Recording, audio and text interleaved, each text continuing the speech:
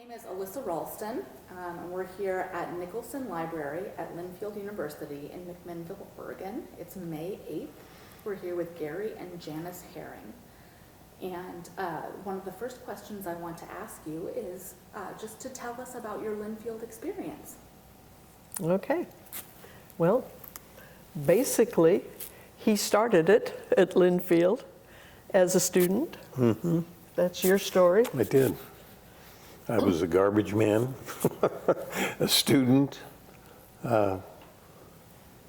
worked at the sheriff's department, and generally just did what most students do the first year. Tried to integrate myself from a high school career over to a college career where people had lots of different experiences and the age grouping was different. And Linfield was always a part of my background because at one point in time, after moving here from New Jersey, we lived right across the street on Brockwood Hill from McMinnville. So as a little kid, I was riding my bicycle through here. As a matter of fact, I was present at one of the May Day celebrations underneath the old oak tree that was in front of the big hall.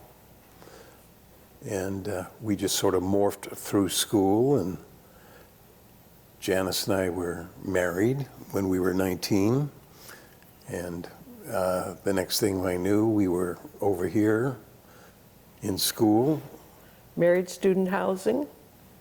Yes, we started off in an apartment.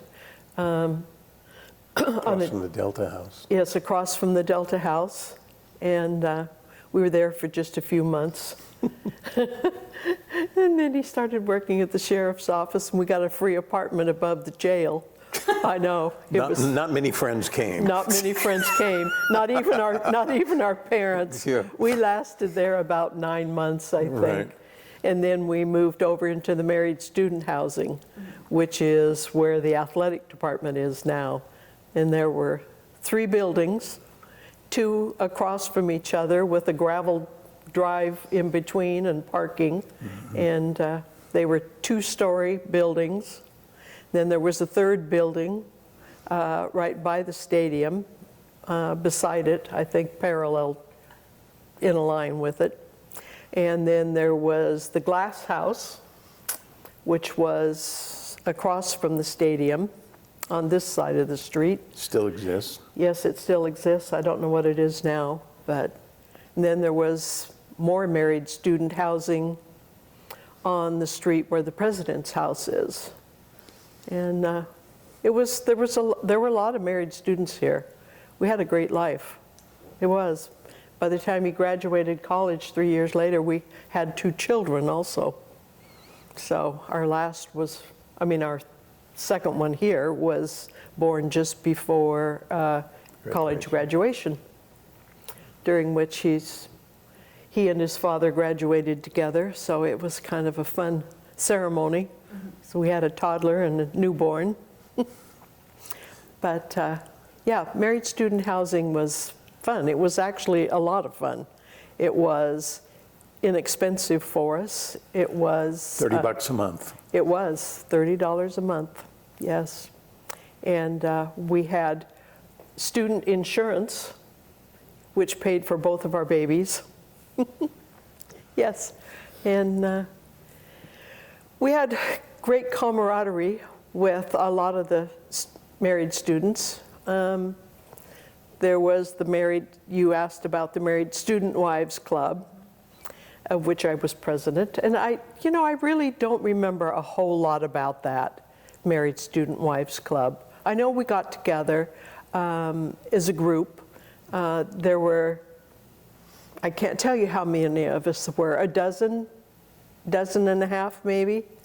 And one of the functions was just to get together because our husbands were going to college every day, and a lot of us had children, and it was just a way to have common interests and to be of help to each other. There were several that exchanged babysitting for each other, some on just, an evening basis, maybe just going out with your spouse somewhere. And others, I know that I took on a babysitting class with a group, and we would get together for coffee in the afternoon at each other's apartments. Another gal and I had a longer term. I think I took care of her daughter, who was just a few weeks difference in age from our older son. And I took care of her for like 9 months, which was, I never even thought about it being an issue, and it wasn't. I mean, it was just something that we did. I mean, I had one, she had one. Taking care of two wasn't any different. And I know when the wives got together, we just talked about how to make each other's lives a little bit different and a little bit easier. And it was just a social, but it was also helpful. So. Can you speak a little bit about, I think our only context right now for the Co-Weds clubs is pictures in the yearbook. And so, we have staged photographs, but there's not a sense of, how often you would meet. What were people wearing? Were there snacks? Was it kind of a chance to have a glass of wine and be a little silly, or was it very formal and wholesome? I don't think wine was ever included. The drinks that we drank back then, I mean, I think my first drink that I ever drank was a slow gin fizz, and then a grasshopper. I mean, and then Boone's Ferry Farm wine. I mean, it was not very sophisticated. I don't think we ever socialized in that way. And I don't think we ever socialized with the husbands, who were, most of them were students. I can't think that there were any married students that were the wife going to school and the husband working, and the husband wanting to be involved with our wives, with our married student group. I don't think there were any of those. Not that I can think of. But. Well, if I can interject, one of the things that was pretty obvious was you did have an age disparity. Janice and I were very young. Yes. We were married at 19, and there were married students there that were a half a decade older than us. Yes. There was a couple 4 doors down from us that had 4 kids. Yes. Before they graduated from college. Yes. Well, and then the couple across from us, kitchen window to kitchen window, right. That we could see them bathing their baby in the window, that was their third, and we were on our first at that time. So there were a lot of married students whose lives were totally different than ours. Some of them actually worked, not ones with children as much, of course, but some of the wives did work and were not really involved socially because they were too busy. So, but the apartments that we lived in 2 different apartments in the same building. We lived on the 2nd story when we were first in the student housing, and the second, when our second child was born, we were on the bottom floor. And it was interesting because the bottom floor had 2 entrances, a front and a back. And the back one, you could close the back door and lock it and open both of your apartment doors, and you could go back and forth to each other's apartment. And that was the couple that we exchanged sitting with, because we could go out over to some other student's apartment for a social evening, and our apartment buddies would listen for our kids because our doors were open, yet it was a safe space. And so we could put the kids down for bed. And we did drink Boone's Ferry there, I think, when we played cards. We played a lot of cards with a couple different couples. And there was student housing available for most people that needed it, wanted it for students. I know one of our high school classmates, her sister moved into one of the apartments down where the president's house is down there, and they were an older couple, because she was her sister. Mid-20s. Sure. Well, and at that Yeah. time, yeah, when you're 19, students, It's ancient. yes, it's ancient. Students at the end of their 20s are older. But, you know, he played football his freshman year in college. And I was at Oregon State at that time for a brief period of time. But I know I came and went. He went down there, I came down here. And so there was an exchange of lives at that time during our college year.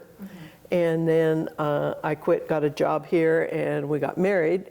And I think a lot of our classmates married young also. Some were here at Linfield. I don't think any of our classmates lived in the student housing. No, they didn't. No. But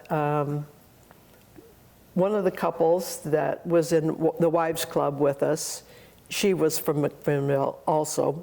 And she was married to, Oh, Donna Miller? yeah, Donna Miller. She was married to Tom Miller. And they're still here also.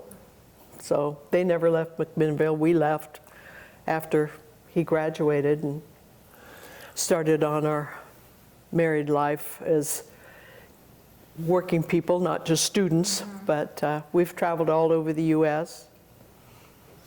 So, Going back to the social part of it, there was probably more of that than we're really talking about because we lived in such a confined area.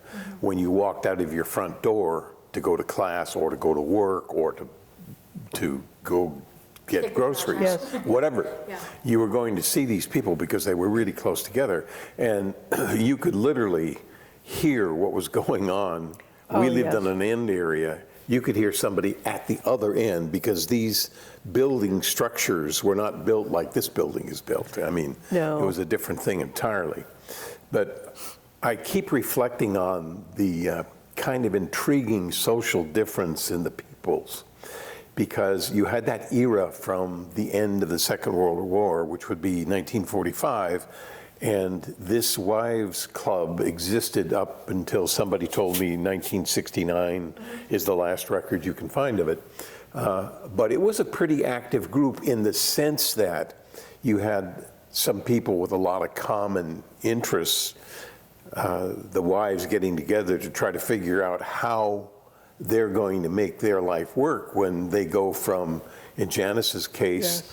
A very active high school career, very social career. Her maiden name was Hering, you knew that. And, but it was with 2 R's, not one. So we're not, you know. Yeah. Yeah. But anyway, the transition that you make, it wasn't just in these cases from active whatever she was doing as a young woman at age 18, is at age 19, she's married. And at 20, we had our first And child. at 20, we had our first child. And at 22, we had our second child.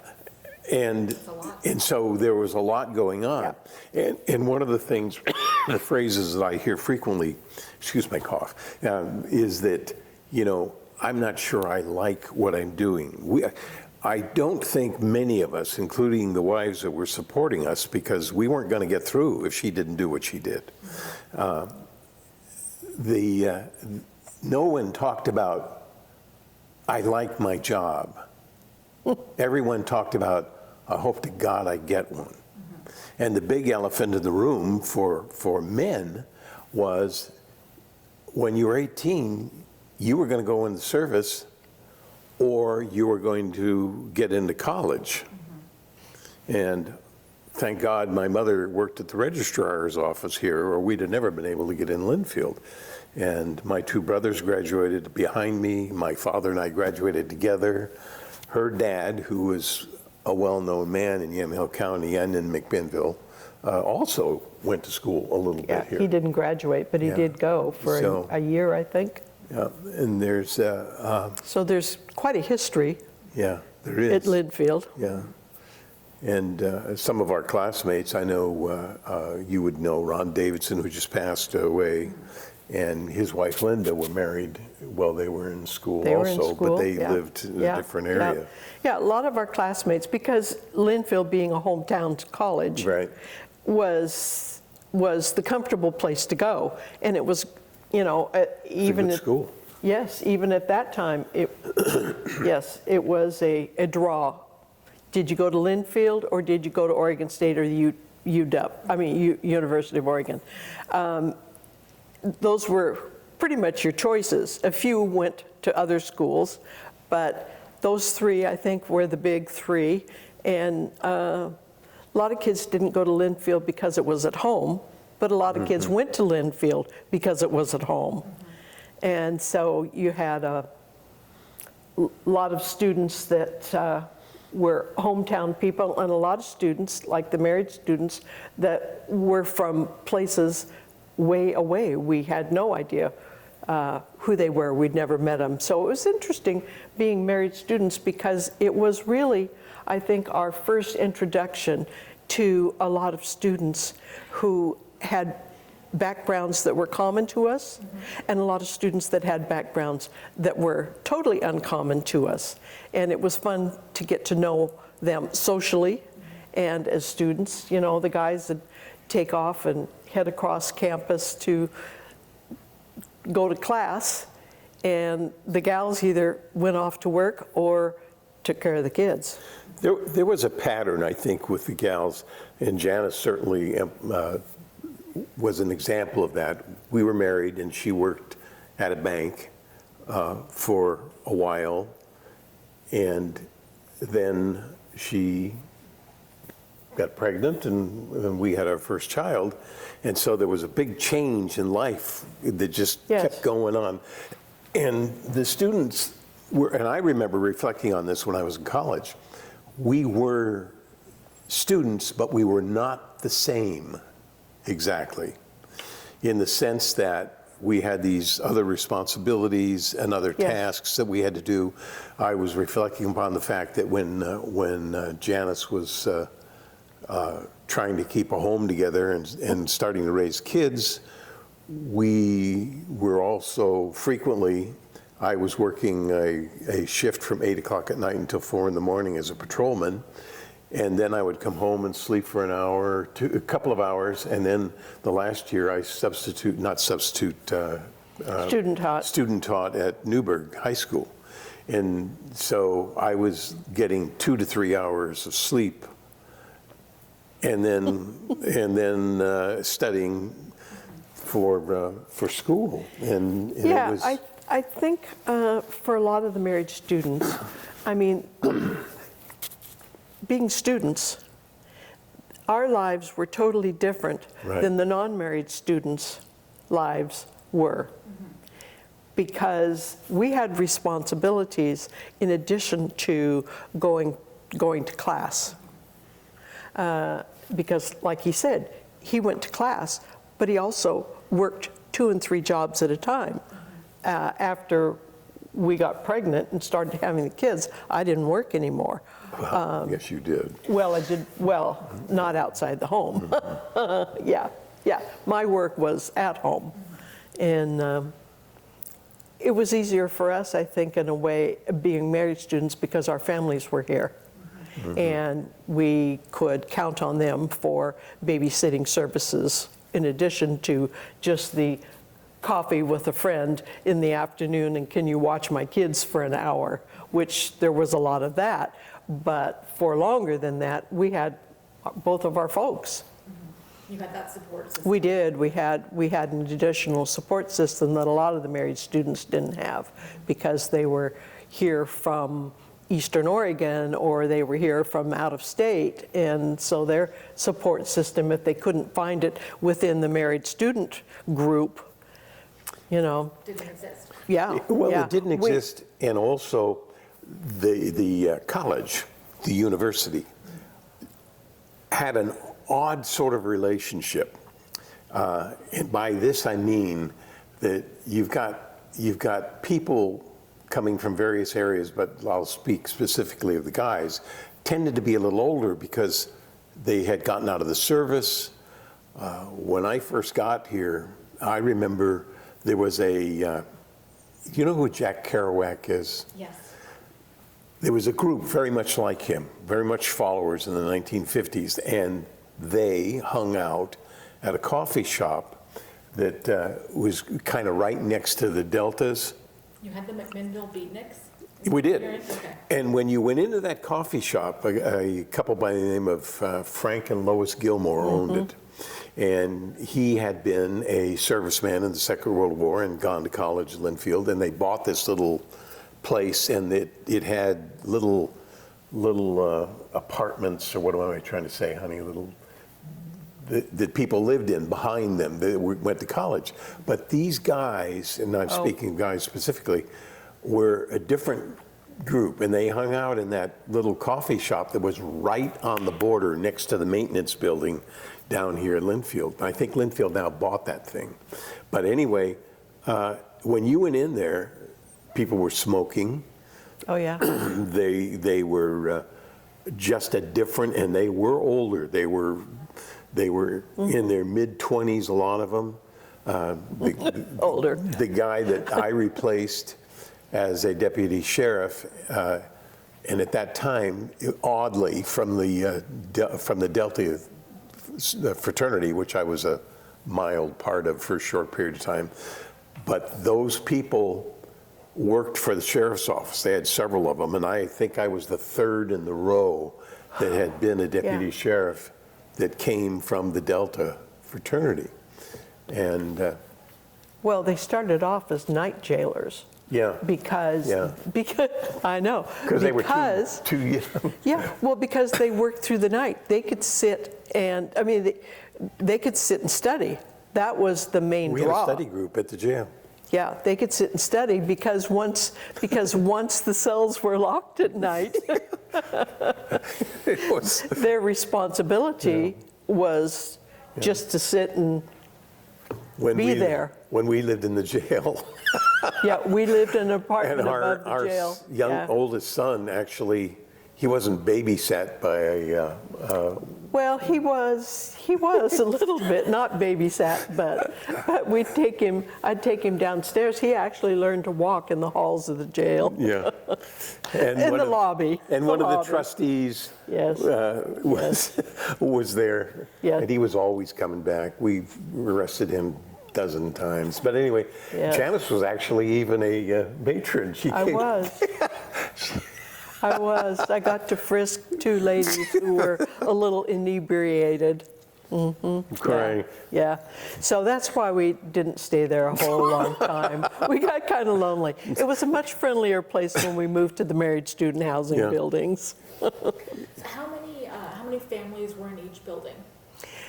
You know, I think there were, let's see, 2, 4, 6, 8. I think That's there were what, 8. And they were always full? Yeah, always full. People Yes. literally signed up, and as soon as one of those planes came, Oh, yes. Yes. Yes. What would you say was the maximum amount of people you could comfortably or legally fit in one of those apartments? Well, yes, they were two-bedroom. They were two-bedroom units. Yeah. Two-bedroom, one bath, living room, kitchen. In fact, we were living on the second story, our first apartment there, when the Columbus Day storm hit. Are you familiar with the Columbus Day storm? I'm sure I've heard. Oh, okay. Well, Columbus Day storm, it was like hurricane force winds. I was pregnant with our first child, and I was standing at the sink doing dishes when, I mean, the wind just was ferocious and you could see stuff blowing around. And I was standing at the sink doing the dishes and watching out the window because stuff was starting to fly by. This is 62? This is 62. Yes, October. stuff was October 12th, 1962. Part of roofs were starting to fly by, and a whole section of a roof, and I don't know what building it blew off of, but it came past, and then the lights went out. And so I wondered in my little mind at the time if it was just our building or if it was everybody's building. So I left in front of the sink because I was 8.5 months pregnant to walk down a little bit to the right where there was a window without the counter, where I could get closer and look out to see if I could see if the rest of the lights were out also, when a portion of roof came through the window in front of our sink and flew in through the living room. Had I been still standing there, I'm sure I would have been hurt, but I was not. So thankfully. Anyway, I went downstairs to Amy and Jeff. Amy and Jeff Durham's apartment and knocked on their door and was given safe harbor, because our apartment was not livable at the time. There was glass everywhere. There was roof parts there. To get that fixed back up? To get it, within a day. Okay. Maintenance came over, put new window in, and we cleaned it all up, but we stayed with his folks, luckily, see their family again. But we stayed down at Jeff and Amy's until he got home from work, because he was working downtown in a department store at that time. And he had a heck of a time getting home because downtown was a mess too. Cars had pulled up on the sidewalk and Yes. buildings were blocked. And Yes, yes, yes. My sister was in high school at the time, and she was supposed to come stay overnight with us because my parents were in Portland at a convention for my father's work. And so my sister was friends with a young student, high school student, who lived down close to where Michael Book House is now, which is a different building. To us, it was Michael Book House. Moved from the golf course over to Linfield. And obviously she couldn't stay overnight because we didn't have any space at the time. So, you know, it was kind of students took care of students, you know, the families, the groups. Yeah. well, can I go back to where I was? The point I was making was that the college, they clearly differentiated a little bit between the married students for lots of reasons. And so we kind of were a different group. I mean, I was aware of that. For example, Janice was talking about being pregnant. She was not just pregnant, you could play spin the top with her. And, Well, I was very pregnant with the first one especially. And when I went to class, it drove me nuts because people are always asking me, has Janice delivered yet? Have you had a baby?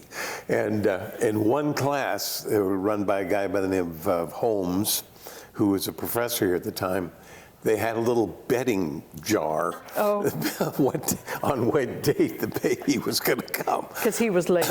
Well, that certainly differentiates you Yes. as a student. And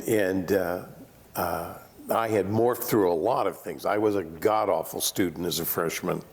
And a guy who was rough on me, an English teacher, I will always credit to this day as being able to make a transition and mature a lot.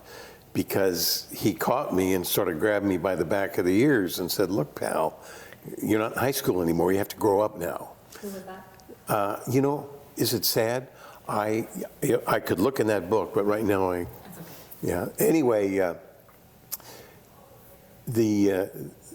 and the wives were in a different scenario specifically because what they did and how they functioned with these people was so different. It was the same, but it was different than my nieces who have been here would have been, you know, that kind of thing. It was just a different way. Well, I have to say, in thinking about the Wives Club and the student wives in general, our lives did not really revolve around the social life of the students at Linfield. Not at all. Yeah. Our lives revolved around each other. Mm-hmm. Because, like he alluded to, we were different than unless you were a student also, which some of them were. A few of them were also going to school. And so it was it was kind of like living in a parallel universe, if you will. We were all here at Linfield, but we were the student wives at Linfield. We weren't, most of us, the students at Linfield.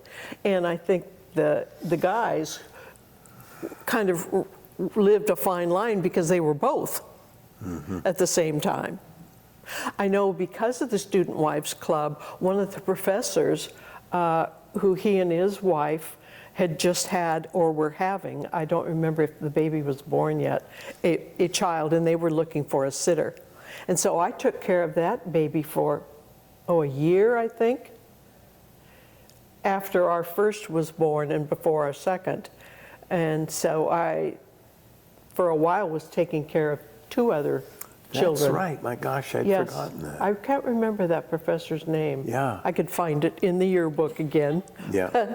But so there was an acknowledgement of the student wives and what we were capable of helping out with at the same time. That's really interesting because when I've looked through the yearbooks, I've always thought to myself that, I'm assuming the Co-Weds Club, no one in that was a student. Would that be accurate? I think that probably is accurate. I think they were mostly wives that had families. My assumption when I saw that was, these women were not students of the university, but the university gave them some real estate in the yearbook, and that's Yes. kind of a kind thing to do. Yes. Right? And so it's really wonderful to have some background and some context for the roles that you were playing behind the scenes as providing childcare and And supporting our spouse who yes. was at school so that they could come home and, I mean, they didn't get to eat in the cafeteria. They came home and ate at home, and there was a lot of, That's true. We didn't need yes, there was a lot of Are studying. allowed to? Or you would have to pay? I think they probably could have, but they didn't because they came home to eat at home. Well, the other thing is I came home, and I do remember this sometimes, and I'd be home for an hour and a half, and then she would take the car and free herself for a little bit, or go grocery shopping or something of that nature. Well, whatever. Whatever Yes, it was. Whatever. I know that let's see, your senior year, there were several student wives who were pregnant at the same time that I knew that were in the Wives Club. And we would just kind of hang out on the front steps and have a social life, have the kids run around, and the guys would come and go. I can remember your father, who was, of course, a senior at the same time, and he also worked at Linfield. I can remember him driving up in the car with his cup of coffee, and he'd open the car door and sit there and have a conversation with his grandson, our oldest, and a couple of the other wives. I mean, because everybody knew everybody. So it was a very comfortable situation. It really was. It was very social within our group, and it was just comfortable. I don't know. Well, that's a good phrase for it, frankly. The other thing was that a number of the students, the male students who were talking on the other side of the fence here, they were often called in as counselors to help some of the students. Several of the guys were tutors.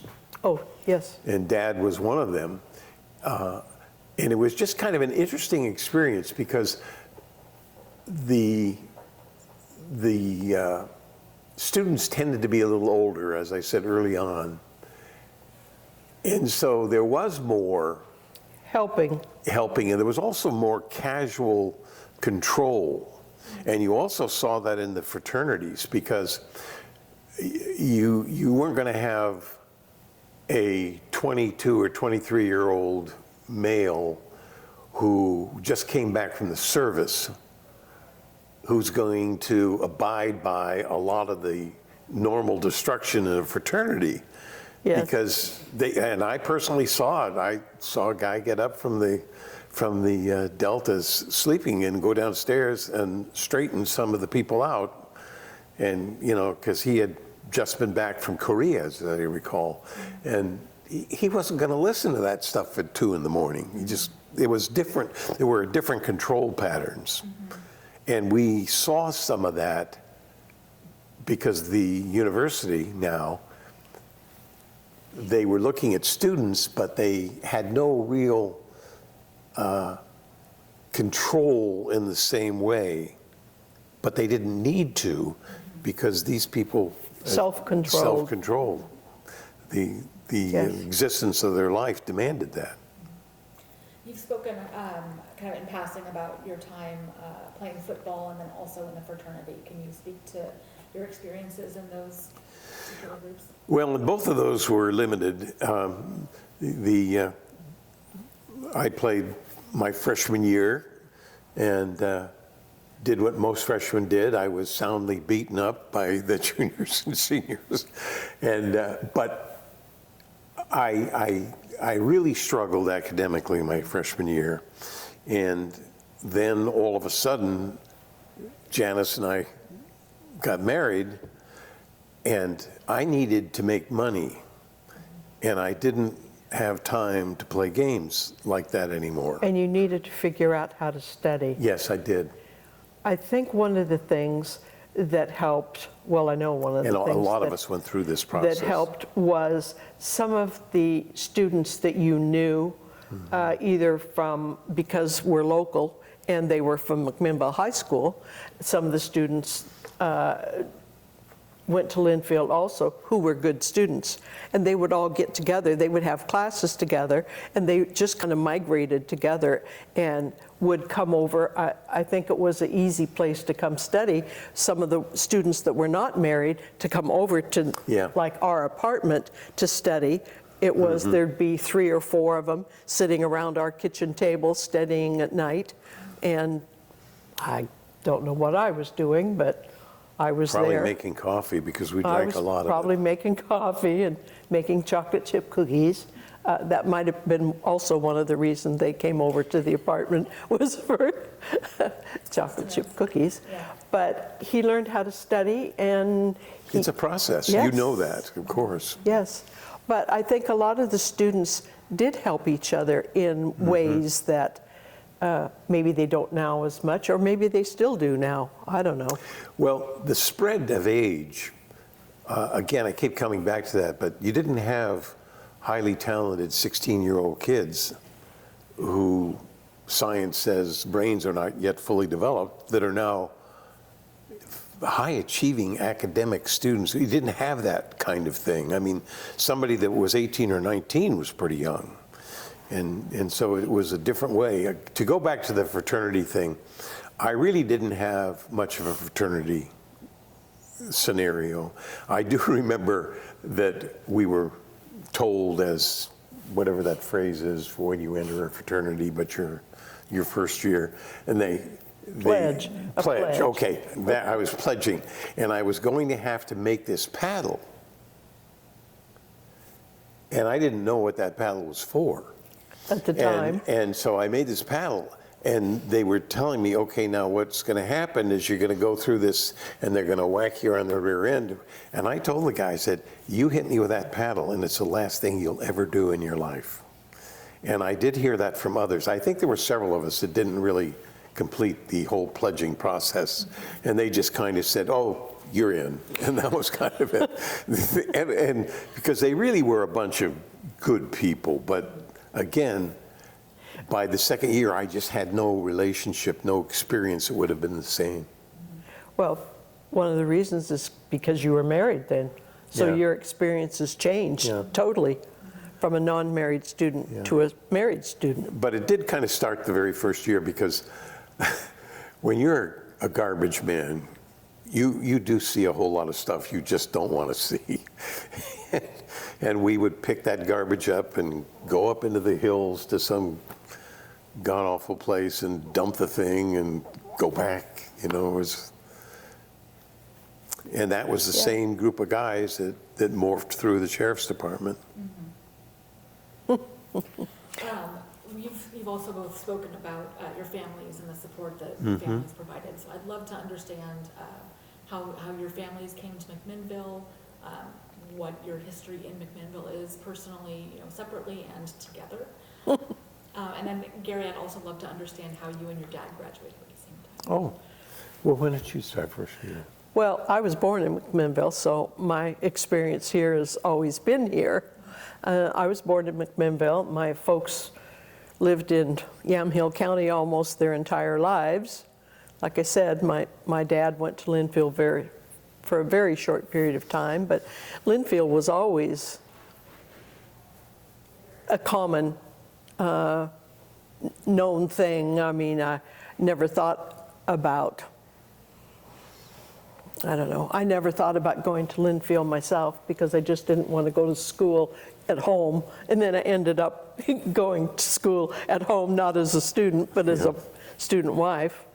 And I don't know, it just, Linfield always felt comfortable. One of my best girlfriends in high school, her mother was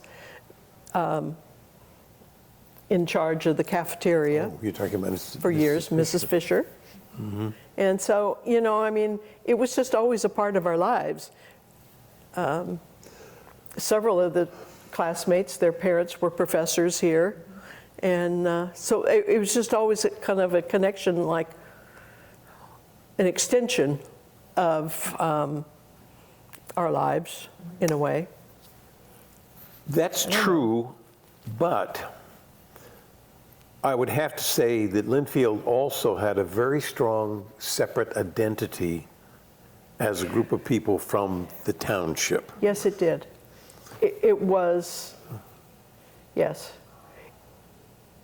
It was familiar, but it was separate. It was kind of almost a little bit of a mystique because it was, what is this place? Well, I think when we were growing up and when we were in school, it was, Linfield was here, it was acknowledged, but there was the town, and the two didn't mix a lot. I think there's That's much, what I was trying to say. I think there's much more of a mix now of a, what's the word I want? A coordination between the college and McMinnville as the town itself, because I know that now the college has a wine, big involvement in the wine industry, and of course when we were growing up, none of that existed. So it was, I mean, I think a lot of the students from Linfield walk to town or drive to town. They'll go to town and have into McMinnville and have coffee or have dinner, and I don't think that happened so much when we were in school. It was more separate. I mean, you always knew the two existed, but they didn't exist together as much as they do now, which was, I don't know, kind of interesting. I mean, I think a lot of the students that were from McMinnville had jobs within the community, but I don't think a lot of students that were not from McMinnville especially had jobs within the community. I don't think they did at all. No, I don't think so. I can hardly remember any.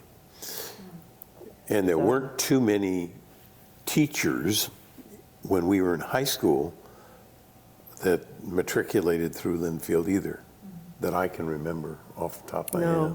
No, I don't think so. Now, your father started school here a year before you did.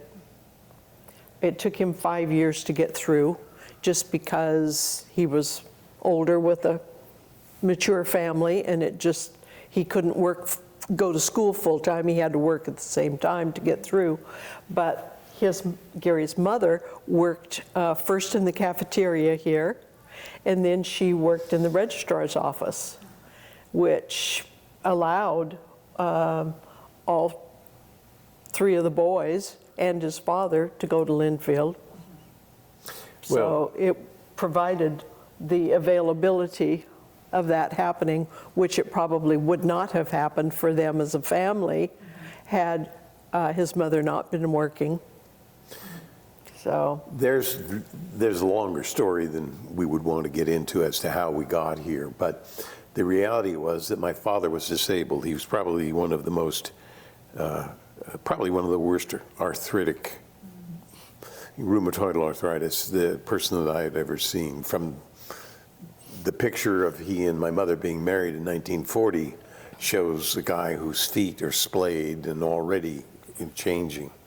And so by the mid-1950s, we had been 8 years living here on the West Coast with an East Coast mentality.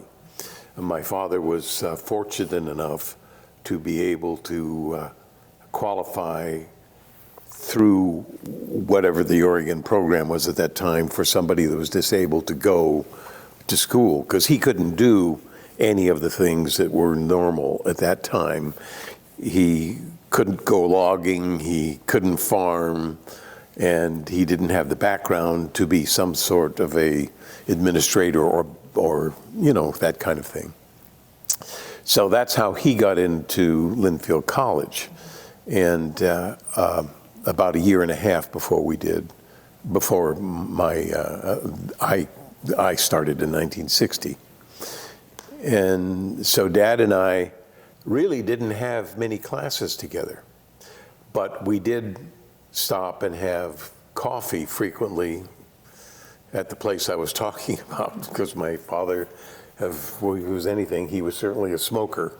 And when you smoked, you had coffee. yeah, that's all the way it was. And so, but I was always aware that he was there.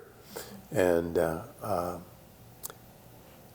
and actually it gave us a relationship that I reflect on now that was really, really unique. Well, sure, being at college at the same time with your father. There weren't too many other students. No. I doubt that there were any other Yeah. students at the time that had that situation. And in fact, when both you and your dad were seniors, your middle brother was a freshman at Linfield. Yeah. So there were 3 of them in school at the same time. Would the 3 of you then get together and have coffee? Oh, yeah. Okay. And for me, I mean, I was never embarrassed at all, as you would think maybe an 18 or 19-year-old might be. But then again, that ties in with the fact that, Well, there were so many older students at Linfield at the same time. but Not quite also as old I as was your married. dad, but I was married. And my father drove over to see his grandchild occasionally. And frankly, he liked Janice. They had lots of conversations together.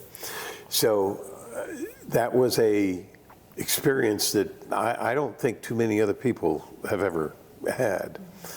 And he was more excited almost than I was when I finally broke through. And broke through, you mean as a student? And yes, started getting good grades? Yeah, and it finally yes. got, because the first semester when I was there, after Janice and I were married in September of 1961, I studied like hell and got nowhere. Terrible grades. Terrible Because he didn't know grades. how to study yet. Yeah. But as this other group of friends that were Yeah. students would come over and they formed this study group, he learned how to study because of that camaraderie. I learned that I had to write Yes. everything down that the professor said as fast as I could, and then I had to come back and transcribe it. And when I did that, and it's began to sink in, particularly in the econ classes and things like that. Well, so by the second semester, his grades were, the difference between the first and the second was like night and day. Yeah. So, but it was, But then my father Yeah. was the one who picked up my grades. oh, yes. I was a little irritated that he did that, but he picked up his grades and he was so excited. And I would never want to take that from him. And he was so excited when he brought those over. Yes. Hey, you can play football if you want to again. Well, I was out resting people by that time. I mean, my days of doing football were long gone, long gone. Yeah. So what happened after graduation? I know we talked a little bit about the travel that you've done, kind of long-term, maybe more recently, but Well, yes. yeah, immediately after graduation, where did you go, and kind of bring us up to the present day? Oh, well, that's a long story. Yeah, that is a long story. We graduated from college, and I went to Sheridan and taught for a year. A man who was a counselor there was taking years leaves of absence, so I became the boys' counselor, largely because I had been a deputy sheriff. And then after that, we went to a small school that I dearly loved, West Fur, which is up near Oak Ridge, Oregon, and we were there for 2 years. And they determined to meld that school into the Oak Ridge system, which only made sense. And Janice and I decided that since, even though I was working 2 jobs, both teaching and working in a logging mill, we didn't have enough money to pay for the Health insurance. And so we said, this is nuts. And so I went into business with a company that sold insurance products, but only to teachers. Actually, it's partially owned by teachers. And I did that, and next thing I knew, we were living in Astoria, Oregon, Springfield, Illinois, Hanover, Massachusetts, Yes. Florida. Back to Springfield, back to Massachusetts, and then out to Seattle. This is all with the same company? No, different companies. Yeah. I stayed, I didn't leave companies every year, but I stayed 6, 7 years at most until the last one, which was 20. Yeah. But anyway. But always in the insurance industry. Yeah. And but it was, I was kind of like the last 12 years, a redesigner of territories and things of that nature. I didn't really have much involvement in the selling of anything. We didn't sell directly to the public, sold wholesale. Brokerage firms. But there was, it was an interesting time period because we lived 10 years basically in the South, in Atlanta, New Orleans, and Dallas, although you would never want to say in Texas, the South. But anyway, in that we saw the social differences. There's a lot similar, but it's different. It's like going to Mardi Gras, which we did, I think, 5 years in a row. But it was a great experience living there. But when you just go for a week, you only see what you're supposed to see. As a tourist. Yeah. Living there as a resident. Yeah. And that's not a criticism. It's a critique of what happens when you travel like that. But we did see an awful lot of exactly what we're seeing in our society today. Differences, thought pattern differences, influence differences, very deep, long time social differences that I don't think acknowledged East Coast before. to West Coast, deep South to not so deep South. And it was an experience that was Linfield gave us, education gave us, that we wouldn't have had otherwise. We sometimes reflect, if we'd have never left McMinnville, if we'd have stayed here, what would our lives have been like? Because we have a lot of friends who did go to Linfield that did stay here, that Had wonderful lives. yes, have had wonderful lives, and but different lives than we had.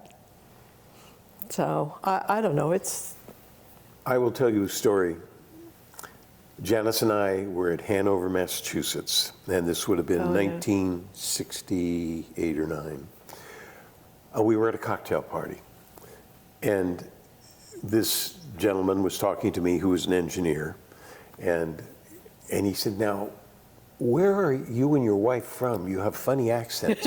yes. And we're in Massachusetts, for God's sakes. And Where he's they telling have me accents. that we have funny accents. So I said, well, we grew up in Oregon. And he looked at me and he said, I know exactly where that is. That's right out by Oklahoma. And, and I said, you're close, another 1,000 miles and you're right there. Yes. This is an educated person. Mm-hmm.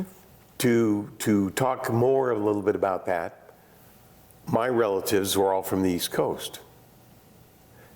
For them, anything west meant west of the New Jersey border.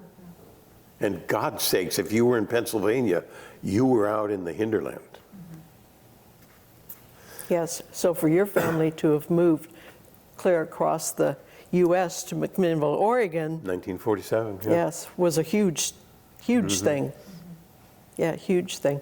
You know, it's kind of interesting because when we went to high school, and all of our classmates were talking about what they were going to do after graduation. Were they going to college? Were they going into the service? Which a lot of the guys did because they were drafted. That was Vietnam. Oh, And so, yes, that, yeah. yes, so you were almost either a student or you were drafted.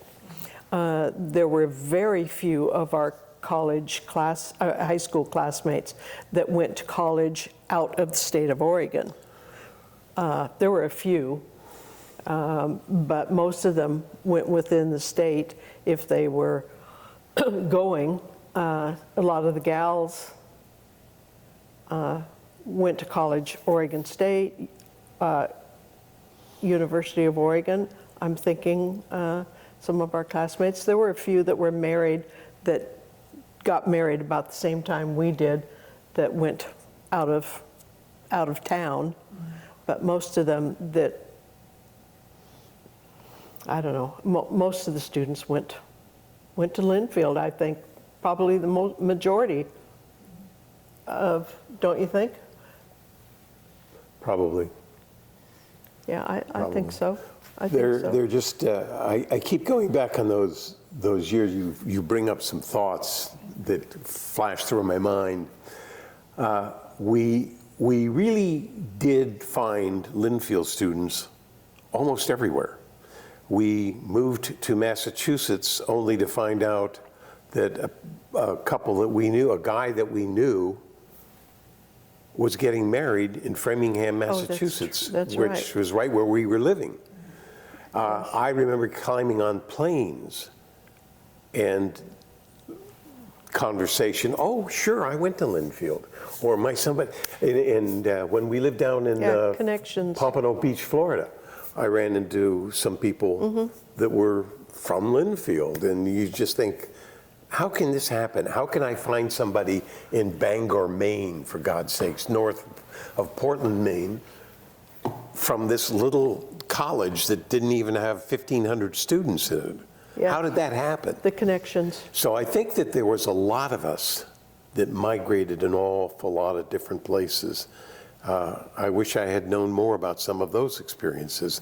But for us, this young little couple from McMinnville, Oregon, even though I was born in New Jersey, I'm really a McMinnvilleite, Linfield gave us that opportunity. And I'm not being maudling when I say that without the opportunity to go to this school, I would not have had the opportunity to see those things.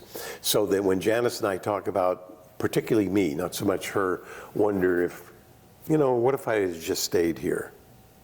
With her father's influences and my energy and everything. But the reality is, I would not have had this background. And we do find sometimes it's a little difficult to talk with people and really explain the depth of that, because it's hard to listen. It's easy to talk. And that is something you kind of learn when you're just two alone, and we had to go out and build relationships with people. And when you do that, you do find out what their personal feelings really are about experiences. You know, you must deal with that every day in your work here at the school.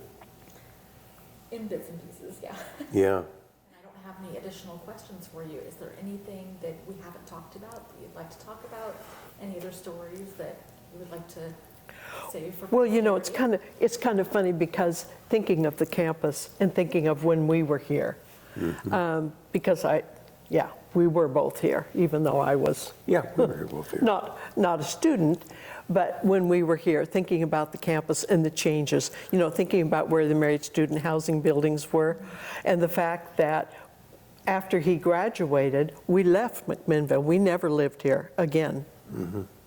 And but our families were here, so we came back home a lot.